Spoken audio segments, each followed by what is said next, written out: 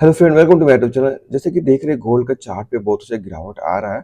तो आज थोड़ा सा गोल्ड के चार्ट के ऊपर भी हम लोग बात करने वाले कि जो गोल्ड का चार्ट है। ओके, गोल्ड के चार्ट और क्या हो सकता है गोल्ड के चार्ट में, क्या गोल्ड और गिरेगा कि गोल्ड यहाँ पे स्टे करेगा, सस्टेन्स करेगा। उसके बाद से कैसा मूवमेंट हो सकता है आने वाला टाइम में, उसके बारे में थोड़ा सा हम लोग डिस्कशन करेंगे। तो चलते हम लोग चार्ट के ऊपर में थोड़ा सा डिटेल्स में हम लोग समझते हैं। जैसे कि अगर अभी हम लोग यहाँ पे देखें तो गोल्ड का फ्यूचर में लगा रहा हूँ। ओके, तो यहाँ पे गोल्ड के चार्ट में लगाया हूँ और गोल्ड के चार्ट पे देखने को मिल रहा है कि बहुत ही बढ़िया यहाँ पे गिरावट हुआ है। अगर अगर हम लोग ध्यान से देखें गोल्ड के चार्ट में 2000 पॉइंट से लेके 2500 पॉइंट अराउंड ये फॉल किया है विद इन वन डे के अंदर में। एंड नेक्स्ट डे थोड़ा सा और फॉल किया था। तो ये जो गिरावट हुआ है, क्या इसका जो प्रिडिक्शन था कि मार्केट यहाँ से यहाँ तक गिरेगा, क्या मैंने ये प्रिडिक्शन किया था कि नहीं किया था, इसके बारे में थोड़ा सा हम लोग देखने की कोशिश करेंगे। कि अगर मैं यहाँ पे गैलरी को ओपन करूँ। ओके, तो यहाँ पे कहीं न कहीं गोल्ड का चार्ट दिख रहा है बहुत ही बढ़िया। यहाँ पे एक सपोर्ट क्रिएट किया हुआ था जो कि 90,400 पे ये सपोर्ट ले रहा था। और यहाँ पे मेरा प्रिडिक्शन था कि अगर यहाँ से ब्रेकडाउन करता है तो नॉन स्टॉप 2000 पॉइंट ये फॉल कर सकता है। और ये कहीं न कहीं 2000 फॉल किया है अगर हम लोग ध्यान से देखें चार्ट के ऊपर में। तो अभी देखेंगे यहाँ पे गोल्ड का चार्ट जब ये सपोर्ट ले रहा था 90,400 का आसपास में, उस टाइम में प्राइस यहाँ पे चल रहा था और मेरा प्रिडिक्शन था यहाँ से कि 2000 पॉइंट फॉल कर सकता है। और कहीं ना कहीं देखेंगे बहुत ही बढ़िया फॉल देखने को मिला है 2000 पॉइंट। ऐसा क्यों? थोड़ा सा हम लोग प्राइस का बिहेवियर को समझने की कोशिश करेंगे कि ऐसा क्यों होता है मार्केट में। देखिए कि प्राइस का जो बिहेवियर होता है, जो मोमेंटम होता है, ये कहीं न कहीं एक इलास्टिक रबड़ का जैसा होता है। इलास्टिक रबड़ आप देखे होंगे कि बच्चों को जो पैंट में लगा रहता है, बच्चे जब पैंट पहनते हैं कि उसमें क्या होगा कि पैंट गिरेगा नहीं। ओके, इलास्टिक रबड़। तो इलास्टिक रबड़ को थोड़ा-सा हम समझने की कोशिश करें, बहुत ही सिंपल कॉन्सेप्ट है। इलास्टिक रबड़ का कॉन्सेप्ट थोड़ा-सा हम समझने की कोशिश करेंगे कि कोई भी इलास्टिक रबड़ को अगर हम लोग जितना भी, मान लीजिए ये एक इलास्टिक रबड़ है, एक एक सिरा यहाँ पे है और एक सिरा यहाँ पे है। दोनों सिरा पकड़ कर हम लोग खींचने की कोशिश करेंगे तो ये क्या होगा, ये लंबा होते रहेगा। और जैसे इसको हम रिलीज करेंगे यानी छोड़ेंगे एक साइड को, वापस से यहाँ पे आ जाएगा। लेकिन जब ये वापस से यहाँ पे आएगा तो आप कहीं ना कहीं देखेंगे कि थोड़ा सा लूज हो जाता है। लूज होने का मतलब कि अगर पॉइंट ये है और ये पॉइंट बी है, इलास्टिक रबड़ का पॉइंट ए ये वाला है एंड पॉइंट बी ये वाला है, और मान लीजिए इसको खींच के हम लोग यहाँ तक ले गए पॉइंट सी तक, उसका बाद से अगर इसको रिलीज करेंगे तो ये क्या होगा, एग्जैक्ट पॉइंट बी तक जा सकता है या उससे थोड़ा सा कम भी जा सकता है। कम मीन्स की अगर हम यहाँ पे देखेंगे, मान लीजिए कि ये पॉइंट ए है और पॉइंट बी है और इसको हम यहाँ से खींच के पॉइंट सी तक लेके गए, रिलीज करेंगे तो क्या होगा, ये हो सकता है पॉइंट बी से थोड़ा सा दूर ही रह जाए। मीन्स कि पॉइंट बी यहाँ था, जब इलास्टिक रबड़ को हम लोग खींचेंगे तो लंबा हो जाता है एंड लंबा होने के बाद थोड़ा सा वो लूज हो जाता है, पता है ना। तो क्या होगा कि जब ये वापस से आएगा तो थोड़ा सा ये बचा रहता है गैप उसके अंदर में।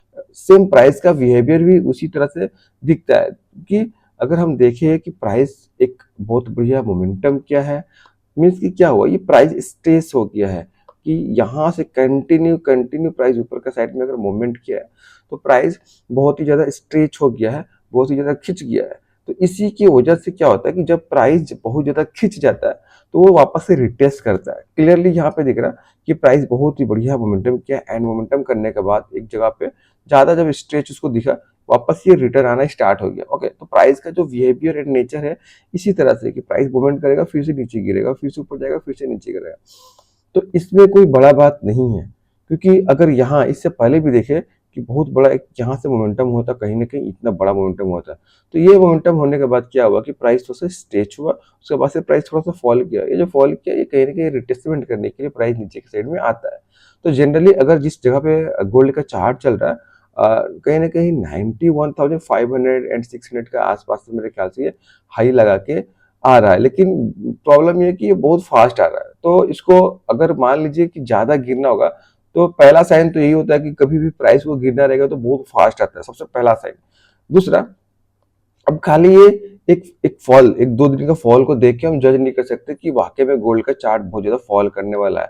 अगर फॉल करेगा तो इंपॉर्टेंट लेवल्स को ब्रेक करना स्टार्ट कर देगा। सबसे पहला पॉइंट कि यहाँ पे देखेंगे गोल्ड के चार्ट में बहुत ही बढ़िया प्राइस एक्युमुलेशन किया हुआ है और ये जो लेवल है 86,000 का राउंड लेवल, इसकी 86,000 100 200 के आसपास में इसको सपोर्ट मिलेगा अभी इमीडिएटली आते हुए, कि अगर प्राइस यहाँ से अगर फॉल करते हुए गोल्ड के चार्ट में नीचे आ रहा है तो 86,200 का पास एंड 86,000 के आसपास में इसको कहीं ना कहीं बहुत ही स्ट्रॉन्ग सपोर्ट मिलेगा। अब मान लीजिए कि प्राइस इसको रिस्पेक्ट ही नहीं करता, 86,000 को नीचे ब्रेक डाउन करके आ जाता है, तो आपको कहीं ना कहीं यहाँ पे बहुत कुछ दिखना स्टार्ट हो जाएगा। जैसे कि यहाँ पे एक एम पैटर्न बना है, एम पैटर्न का ब्रेकडाउन, ऊपर से एक यहाँ पे अच्छा खासा सपोर्ट है जो कि सपोर्ट को रिस्पेक्ट नहीं किया, ब्रेकआउट किया तो ये ब्रेकडाउन कर दिया, यानी ब्रेकआउट फेल हो गया। तब ये सब चीजें हमको दिखना जब स्टार्ट हो जाएगा तो कहीं ना कहीं मेरे को समझ में आ जाएगा कि हाँ ये प्राइस अभी यहाँ पे नहीं रुकने वाला, मे बी ये और भी फॉल कर सकता है। जब ये और फॉल करेगा तो ये कहाँ आके रुकेगा, सिंपल। तो नेक्स्ट जो सपोर्ट निकल के आएगा गोल्ड के लिए, नेक्स्ट जो सपोर्ट निकल के आएगा, मान लीजिए अगर 86,000 का ऊपर में ये सस्टेन्स नहीं किया और ये नीचे आ रहा है, तो 86,000 से लेके 84,000 तक ये थोड़ा सा होल्ड करेगा। उसके बाद से अगर फिर से ये फॉल करना स्टार्ट करता है गोल्ड का चार्ट, तो नेक्स्ट जो इसका सपोर्ट मिलेगा 77,500 से लेके